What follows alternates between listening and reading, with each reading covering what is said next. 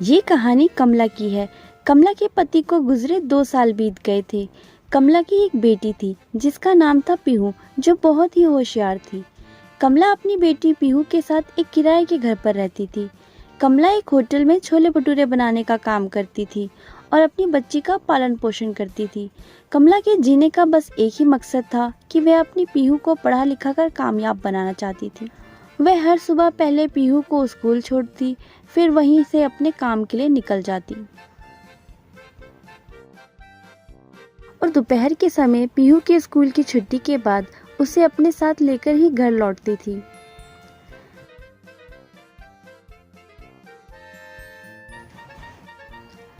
कमला बहुत ही स्वादिष्ट छोले भटूरे बनाती थी। उसके बनाए हुए छोले भटूरे खाने के लिए हमेशा ही उस होटल पर भीड़ लगी रहती थी। उस होटल का मालिक साहिल बहुत ही घमंडी और लालची इंसान था। अरे भैया, जरा एक प्लेट छोले भटूरे तो लगा देना। मैंने आपके छोले भटूरे की बहुत तारीफ सुनी है, इसलिए मैं आज यहाँ खाने चला आया। मेरे दोस्त कहते हैं कि आपके यहाँ बहुत ही लजीज छोले भटूरे मिलते हैं। ऐसा स्वाद पूरे रामगढ़ में किसी के छोले भटूरे में नहीं आता जो आपके छोले भटूरे में आता है। आखिर ऐसा क्या डालते हो तुम जो लोग तुम्हारे छोले भटूरे की इतनी तारीफ करते हैं? भैया, ये तो आपको यहाँ के छोले भटूरे खाने के बाद ही पता चलेगा।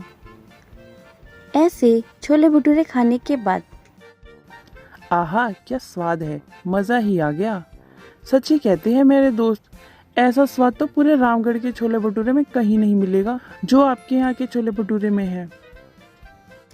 ऐसे वो ग्राहक साहिल के छोले भटूरे की खूब तारीफ करके वहां से चला जाता है और इसी तरह जो भी साहिल की दुकान पर छोले भटूरे खाने आता वह उसके छोले भटूरे की खूब तारीफ करता। इसी तरह साहिल का धंधा काफी अच्छा खासा चल रहा था।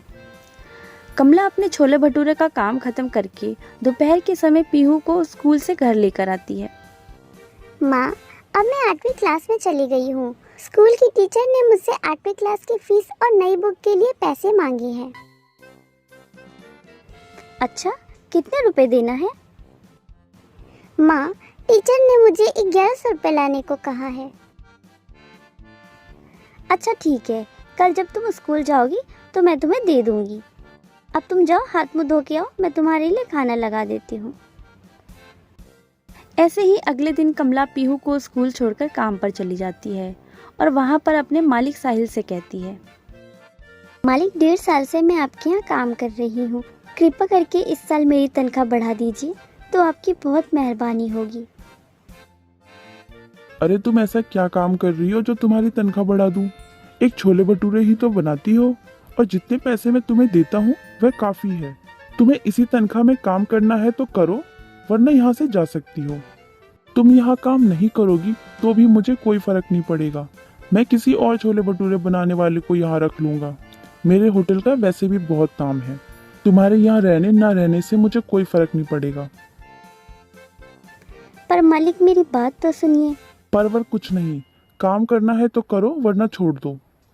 बेचारी कमला, उसके पास यहाँ काम करने के अलावा और कोई रास्ता नहीं था।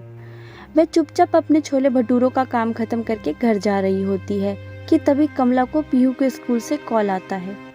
पीहू की तबीयत बहुत खराब हो गई है, आप उसे घर ले जाएं। कमला पीहू को अस्पताल लेकर आती है। इस पर डॉक्टर उसे बताते हैं, पीहू ने जरूर रात में कुछ बासी खाना खाया होगा जिसकी वजह से इसके पेट में दर्द हो रहा है। तुम्हें मैं कुछ दवाइयाँ लिख के दे रहा हूँ, इसे टाइम पर खिला देना। 2-3 दिन में ही ये ठीक हो जाएगी। कमला पीहू को लेकर घर आ जाती है और पीहू की देखभाल करने लगती है। इस दौरान मैं काम पर भी नहीं जा पाती। 3 दिन बाद पीहू बिल्कुल ठीक हो जाती है और कमला उसे स्कूल छोड़कर काम पर चली जाती है।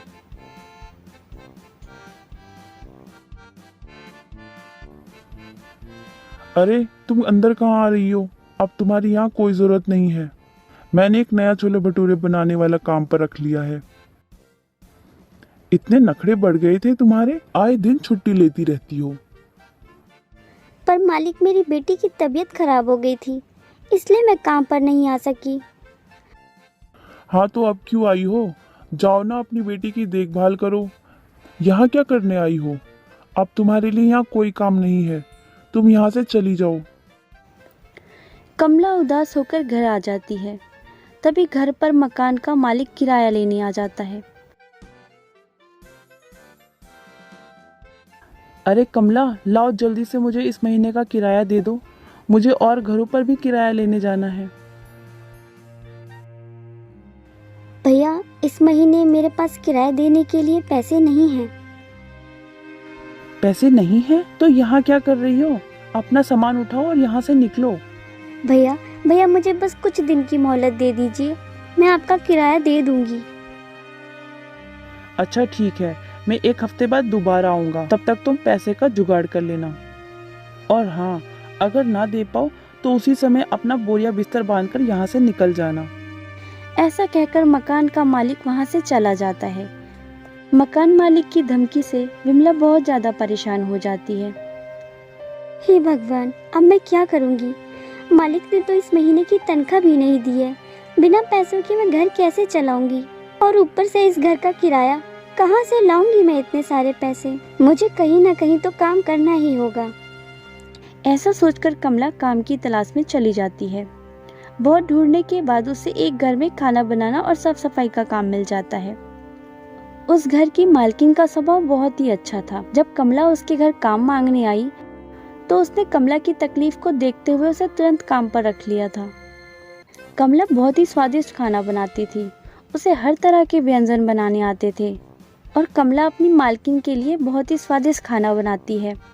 जब मालकिन कमला द्वारा बनाए हुए खाने को खाती है,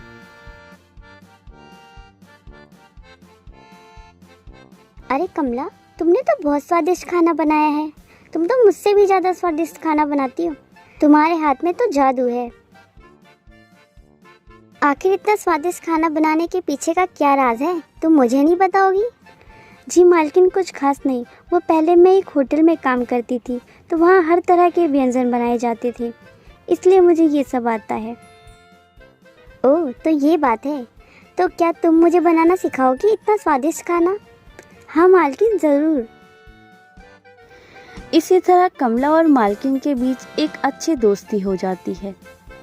अब कमला मालकिन से कुछ पैसे एडवांस में लेकर मकान मालिक को घर का किराया दे देती है। और अब इसी तरह कमला रोज अपनी बेटी को स्कूल छोड़कर अपनी मालकिन के यहाँ काम पर चली जाती है और वहाँ का सारा कामकाज करके दोपहर में स्कूल की छुट्टी के समय पीहू को स्कूल से घर लेकर आती है। एक दिन कमला पीहू को स्कूल छोड़कर काम पर आती है। तभी मालकिन उससे कहती है, कमला, ये देख क्या है? ये क्या है मालकिन? अरे ये कुकिंग कंपटीशन है। ये क्या होता है मालकिन? इसमें खाना बनाने की प्रतियोगिता होती है और जो भी ये जीतेगा उसे 1 लाख रुपए इनाम मिलेंगे। ये तेरे लिए बहुत अच्छा मौका है। तू तो बहुत स्वादिष्ट खाना बनाती है। मुझे पूरा यकीन है तू अगर इसमें हिस्सा लेगी तो ज़रूर जीतेगी।